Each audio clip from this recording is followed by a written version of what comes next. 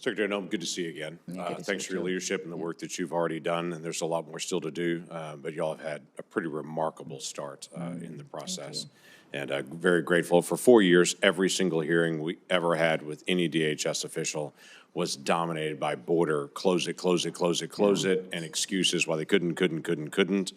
It's kind of fun for me, actually, to be able to sit here and hear a conversation about FEMA, about Coast Guard, about all the other aspects of DHS that's out there, Secret Service, when all we had time to talk about was about border in the previous time. I had my team pull together just the March numbers for the last 4 years of border crossings. And what happened? If we go back to March of 2022, 222,000, 2023, 193,000, 2024, 189,000, and then this last March, 11,000.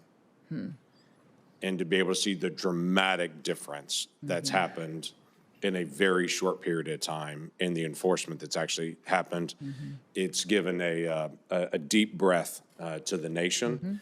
It's also given an opportunity for the folks at the border to catch up. I was in San Diego a couple of weeks ago, meeting with the Border Patrol folks in CBP and Coast Guard. They're in San Diego and their enforcement around the Tijuana border, and to be able to see what's happening. And the morale there is dramatically different, dramatically different from the times that I've been there in the past. You had mentioned Coast Guard as well, and I want to be able to just highlight that. Then I've got a whole bunch of other questions I want to go through, but just want to say thank you to you and your team for the work that's been done. Coast Guard folks are getting an additional pressure point there. Folks are getting on jet skis and panga boats and coming around. Coast Guard's not only saving lives, as we've seen in the past couple of weeks, even about some of these panga boats that are coming in that are capsizing out there. Coast Guard's rescuing and actually removing folks at the same time in the process. They've got to have additional cameras. They need different radar systems. They need additional people that are there. I saw some of the DOD personnel that's working alongside the Coast Guard folks to be able to assist them from other agencies of DOD.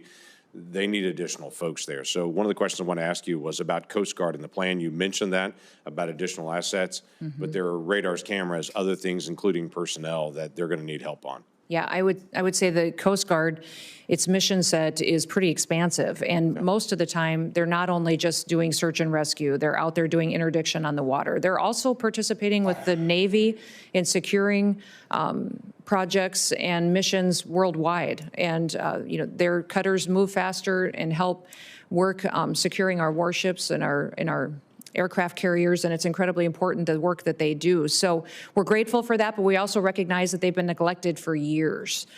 They've got cutters that have been delayed. We're outmanned by Russia and China every day in the Arctic region, in the Indo-Pacific region as well. We need more assets, but down on the border specifically, you talked about the fact that these cartels are using faster boats with faster engines and jet skis to outmaneuver the Coast Guard, and that's how they're penetrating into the country and proliferating their drug use and human trafficking. So we're going to continue to get them the assets they need. They need airframe. They've got several that have been grounded because they can't even be maintained anymore. They need cutters, but they also need counter-UAS technology. Every cutter could use that. They see drones every day out there on the waters, and in the work that they do, that they can't find out why they're hovering over their mission set, what they're doing if they're weaponized, and then use that to protect our country. They also need satellite technology. They need new software systems and to be able to interact with law enforcement.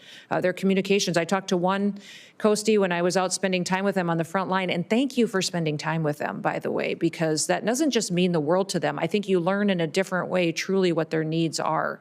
One was carrying around 2 radios that probably weighed 5 to 7 pounds each. And I said, why are you carrying 2 radios? And he said, well, this one's an old one that doesn't really work, but this one is even older than that doesn't have some of the channels this one has. But, I have to carry 2 of them to cover all my bases. And, I wish we could get the newer one. Then I could put both of these down and it weighs half as much. So this guy's walking around with his belt filled with not only all of his other equipment, but also these radios. And it's that we can't afford to buy him a new radio that was already released 5 to 10 years ago, but we haven't upgraded for these individuals. So some of that stuff could be addressed and is very important for us to do so. Well, thank you. Thanks for paying attention to that as well. That's going to be vital for us in the days ahead. Just quick comment on a couple of things on this.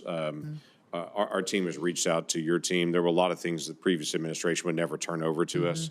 We're doing some investigations to try to get data. For instance, on the Parole Plus programs that were done, we could never get any data on that. We're trying to figure out where are those people, what actually happened to all of them.